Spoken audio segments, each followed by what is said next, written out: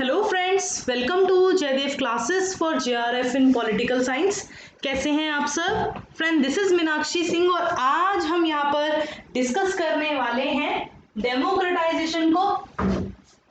अगर आपने अभी तक हमारे चैनल को सब्सक्राइब नहीं किया है तो जल्दी से हमारे चैनल को सब्सक्राइब करें, बेल आइकन को प्रेस करना ना भूलें। इससे क्या होगा, जब भी मैं कोई न्यू वीडियो आप लोगों के लिए लेकर आऊंगी उसका नोटिफिकेशन आपको मिलेगा और आप मेरे सभी वीडियोस को देखकर उनका बेनिफिट उठा पाएंगे। सो फ्रेंड्स, आज मैं आप सभी के साथ डिस्कस करने वाली हूं डेमोक्रेटाइजेशन पार्ट 2। सो आज हम यहां पर पार्ट 2 डिस्कस करने वाले हैं। और फ्रेंड्स, मैं अनअकैडमी पर एक वेरीफाइड एजुकेटर हूं। अनअकैडमी एक फ्री लर्निंग प्लेटफॉर्म है जहां पर आप लोगों को पेपर 1 पेपर 2 दोनों की बहुत अच्छे से प्रिपरेशन आप लोगों की हो जाएगी। ठीक है, पेपर 2 के लिए अभी जो है पेपर 2 में आप लोगों को पढ़ाती हूँ पॉलिटिकल साइंस। ठीक है, तो पॉलिटिकल साइंस आप देखोगे तो पॉलिटिकल साइंस में अभी क्या चल रहा है, अभी रिवीजन कोर्स चल रहा है, revision course on political science. तो revision course on political science आप देखोगे तो यहाँ पर रिवीजन कोर्स चल रहा है। अभी 10 तारीख से स्टार्ट होने वाला है crash course on political science. Crash course on political science के अंदर हम लोग यूनिट वाइज जो है 10 यूनिट्स के मैं आप लोगों को टेस्ट भी लेने वाली हूँ और मोस्ट इंपॉर्टेंट टॉपिक्स जो हम लोग इसमें करेंगे। देन आपका आता है practice course on political science. तो practice course on political science इसके अंदर हम लोग करने वाले हैं इंस्टीट्यूशन इन इंडिया यानी इंडियन पॉलिटी से related MCQs and India's foreign policy से आपका एमसीक्यूज करेंगे हम लोग यहाँ पर। तो ये जो 3 कोर्सेज हैं, revision course on political science, crash course on political science and practice course through the MCQs, ये हम लोग करने वाले हैं। आप लोग जो है 1 मंथ का, 3 मंथ का, 6 मंथ का, 12 मंथ और 24 मंथ का सब्सक्रिप्शन लेकर आ सकते हो और मेरा रेफरल कोड है मीनाक्षी लाइव। मीनाक्षी लाइव अगर आप यूज करते हो then you can get 10% off on your plus subscription. ठीक है, सो आज हम स्टार्ट करते हैं डेमोक्रेटाइजेशन को। चलिए स्टार्ट करते हैं। डेमोक्रेटाइजेशन मैंने कल आप लोगों के साथ डिस्कस किया था और हम लोगों ने यहाँ पर बात की थी न्यू डेमोक्रेसी।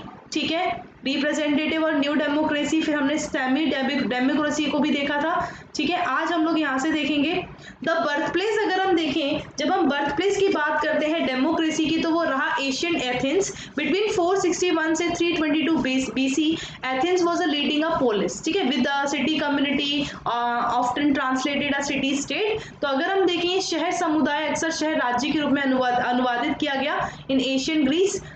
पॉलिस अगर हम देखें तो polis were small independent political system. ये पॉलिस क्या होते थे, पॉलिस अगर हम देखें स्मॉल इंडिपेंडेंट पॉलिटिकल सिस्टम होते थे और ये कंटेन करते थे urban core and rural hinterland को। ठीक है, ये आमतौर पर शहरी और ग्रामीण जो क्षेत्र होते थे एक तरह से, ठीक है, लैंड को कवर करते थे। ठीक है, इसके अंदर ही कंटेन करते थे, तो ये ध्यान रखना। तो बर्थ प्लेस अगर हम डेमोक्रेसी का देखें तो क्या है, एथेंस है। और 461 एंड 322 BC अगर हम देखें तो एथेंस जो था लीडिंग पॉलिस यानी कि ये शहर समुदाय जिसे शहर राज्य में अनुवादित किया गया था। पुलिस क्या होते थे, छोटे छोटे स्वतंत्र राजनीतिक सिस्टम होते थे, पॉलिटिकल सिस्टम होते थे जिन्हें टाइपिकली वो कंटेन करते थे अर्बन एंड रूरल हिंटरलैंड को। तो ये ध्यान रखिएगा। फिर बात कर लेते हैं रिप्रेजेंटेटिव डेमोक्रेसी की। तो रिप्रेजेंटेटिव डेमोक्रेसी अगर हम देखें तो shows the modern world regard election as expression rather than a denial of democracy. तो रिप्रेजेंटेटिव डेमोक्रेसी की जब हम बात करते हैं तो रिप्रेजेंटेटिव डेमोक्रेसी क्या हो गई, रिप्रेजेंटेटिव डेमोक्रेसी दिखाती है मॉडर्न वर्ल्ड रिगार्ड को election as a expression rather than denial of democracy. यहाँ पर क्या होता है बच्चों, यहाँ पर प्रतिनिधि लोकतंत्र के प्रदर्शन आधुनिक दुनिया लोकतंत्र के बजाय एक अभिव्यक्ति के रूप में चुनाव का संबंध है। यानी कि अगर हम देखें जो रिप्रेजेंटेटिव है, मैंने आप लोगों को क्या बताया था, रिप्रेजेंटेटिव ही क्या कहती है, क्या कहलाती है, इनडायरेक्ट कहलाती है ना। इनडायरेक्ट डेमोक्रेसी की बात कर सकते हैं हम लोग। तो ये प्रतिनिधि लोकतंत्र होती है जिसके अंदर जैसे हम लोग हैं, हमारे यहाँ पर क्या है, हमारे यहाँ पर भी किस तरह से हम लोग क्या करते हैं, अपने रिप्रेजेंटेटिव्स को चूज करते हैं और रिप्रेजेंटेटिव आगे दूसरे लोगों को चूज करते हैं इस तरीके से। तो ये अप्रत्यक्ष लोकतंत्र या प्रतिनिधि सरकार लोकतंत्र का एक ऐसा रूप होता है जिसमें चुने हुए अधिकारियों के सिद्धांत पर स्थापित किया जाता है, जिसे प्रत्यक्ष लोकतंत्र का विरोध करते हैं, जो कि प्रत्यक्ष लोकतंत्र के बिल्कुल विपरीत होते हैं। ठीक है, प्रत्यक्ष में तो क्या होता है, जनता सीधा अपने प्रतिनिधियों को चुनती है, सीधा सब कुछ जो है वो जनता से रिलेटेड होता है, जैसे हमने एथेंस में देखा था, है ना, ग्रीक सिटीज में देखा था। लेकिन यहाँ पर क्या होता है बच्चों, इनडायरेक्ट डेमोक्रेसी के अंदर, ठीक है, यहाँ पर जो है हम लोग अपने रिप्रेजेंटेटिव्स को चुनते हैं। ठीक है, तो प्रतिनिधि लोकतंत्र अगर हम देखें, यानी जो रिप्रेजेंटेटिव डेमोक्रेसी है, तो इनडायरेक्ट डेमोक्रेसी और रिप्रेजेंटेटिव गवर्नमेंट जो है एक टाइप ऑफ डेमोक्रेसी है। Principle of elected official representing a group of people and oppose direct democracy, बिल्कुल अपोज है ये, क्योंकि ये इनडायरेक्ट डेमोक्रेसी है।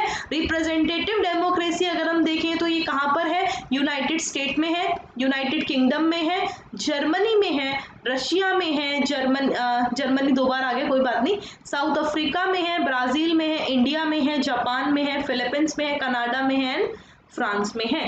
ठीक है, तो ये आपकी हो जाएगी रिप्रेजेंटेटिव डेमोक्रेसी।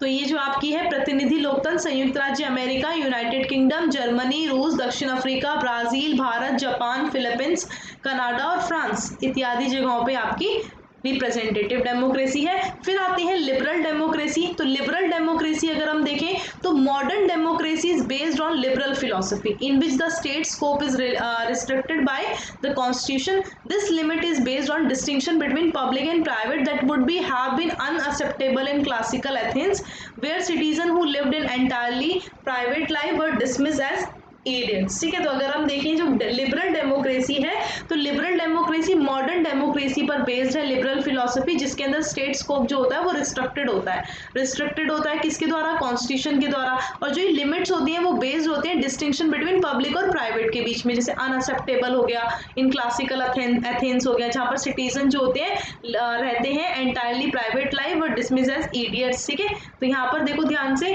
कि जो आधुनिक लोकतंत्र एक उदारवादी दर्शन पर आधारित है, जिसमें राज्य का दायरा संविधान द्वारा प्रतिबंधित है, ये सीमा सार्वजनिक और निजी के बीच में अंतर पर आधारित है। एथेंस में अस्वीकार्य रही होगी ये चीज, जहाँ एक तरह से पूरी तरह निजी जीवन जीने वाले नागरिकों को बेवकूफ के रूप में खारिज कर दिया गया था। ठीक है, तो ये ध्यान रखना।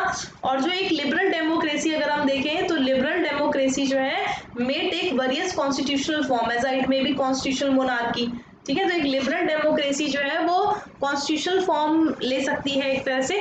ठीक है, तो इसमें अगर हम देखें तो एक liberal democracy may take various constitutional form, it may be constitutional monarchy, वो कॉन्स्टिट्यूशनल मोनार्की भी हो सकती है, जैसे कि ऑस्ट्रेलिया हो गया, ये कहाँ कहाँ पर है, Australia, Belgium, Canada, Denmark, Japan, Netherland, Norway, Spain, United Kingdom. ठीक है, तो यहाँ पर क्या है आपका, जैसे कॉन्स्टिट्यूशनल मोनार्की हो गया।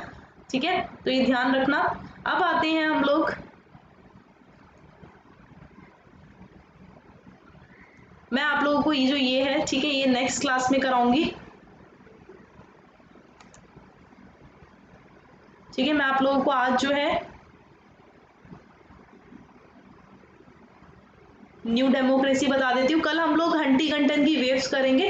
तो न्यू डेमोक्रेसीज आप देखोगे तो न्यू डेमोक्रेसी जो है do seem have consolidated by one crucial test, a peaceful transfer होता है ये। ठीक है, न्यू डेमोक्रेसीज क्या है, न्यू डेमोक्रेसी आपको पता है किससे रिलेटेड है ये कॉन्सेप्ट, जो आपके एग्जाम में बहुत बार एनटीए यूजीसी नेट में पूछा गया है।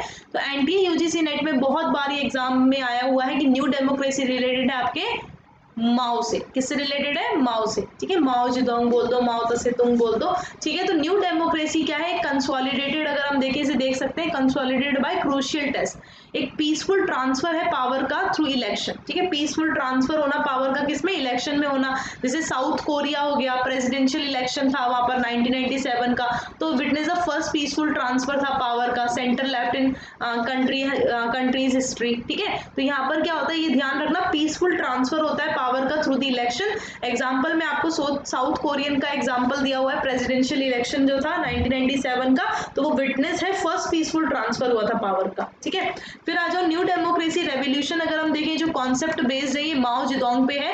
Block 4 special classes theory in post revolutionary China, originally that democracy in China would take a decidedly distinct part in that other country. तो यहाँ पर जो ये माओ जेडोंग का कॉन्सेप्ट है न्यू डेमोक्रेसी, ठीक है, तो ये इसमें वो क्या बोलते हैं, इसमें बोलते हैं कि जो रेवोल्यूशनरी चाइना है, जो थ्योरी है इन पोस्ट रेवोल्यूशनरी चाइना, तो ये आर्ग्यू करते हैं कि ओरिजिनली जो डेमोक्रेसी है चाइना के अंदर, तो वो डिसीवली डिस्टिंक्ट पाथ है, ठीक है, अदर कंट्रीज से। वो क्या है,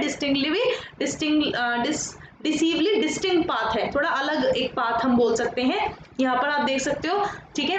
नए लोकतंत्र का एक महत्वपूर्ण अगर हम देखें तो चुनाव के माध्यम से शांतिपूर्ण हस्तांतरण होना, जैसे दक्षिण कोरियाई राष्ट्रपति चुनाव में 1997 में हुआ था, तो सत्ता का पहला शांतिपूर्ण हस्तांतरण देखा गया था बच्चों, ठीक है। तो यहाँ पर भी आपको ये न्यू डेमोक्रेसी देखने के लिए मिली।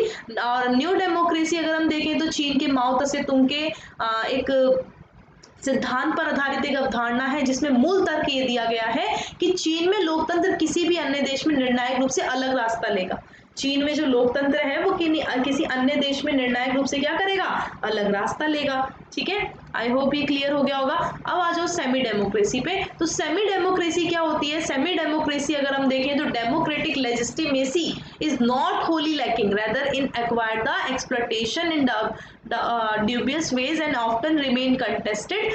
Asian state such as Singapore हो गया, मलेशिया हो गया, ठीक है, dominant leader use ethnic diversity, fear of political instability, demand for economic development as reason for departing from the liberal aspects of established democracies, ठीक है। तो आप देखोगे जो सेमी डेमोक्रेसी है तो democratic legitimacy is not wholly lacking that is acquire exploited doubt ways, ठीक है, आफ्टर रिमेन कंटेस्टेड। तो अगर आप देखो जो एक अर्ध लोकतंत्र जो होता है उसमें लोकतांत्रिक वैधता पूरी तरह से नहीं होती है, बल्कि ये क्या है, अधिकृत और शोषित होता है। कैसा होता है, अधिकृत, क्योंकि पूरी तरह से लोकतांत्रिक तो होता नहीं है। अक्सर जो चुनाव लड़ा जाता है जैसे कि सिंगापुर हो गया, मलेशिया हो गया, तो ये एशियाई राज्यों में नेता जो होते हैं वो जातीय विविधता का उपयोग करते हैं, ठीक है। इसमें क्या होता है, जातीय विविधता का उपयोग करते हैं और राजनीतिक अस्थिरता का डर, आर्थिक विकास की मांग,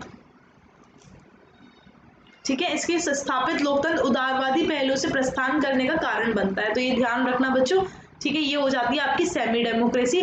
तो ये यहाँ पर आपका खत्म होता है। So thank you so much, ठीक है, आज की क्लास इतनी ही। And keep growing, keep smiling always and keep growing.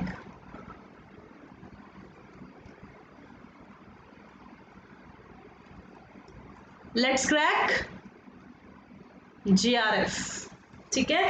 So thank you so much. अगर सेशन अच्छा लगा तो लाइक जरूर करके जाना। And thanks for watching. कल हम लोग हंटिंगटन की वेव्स डिस्कस करेंगे। And thanks for watching. Bye bye to all.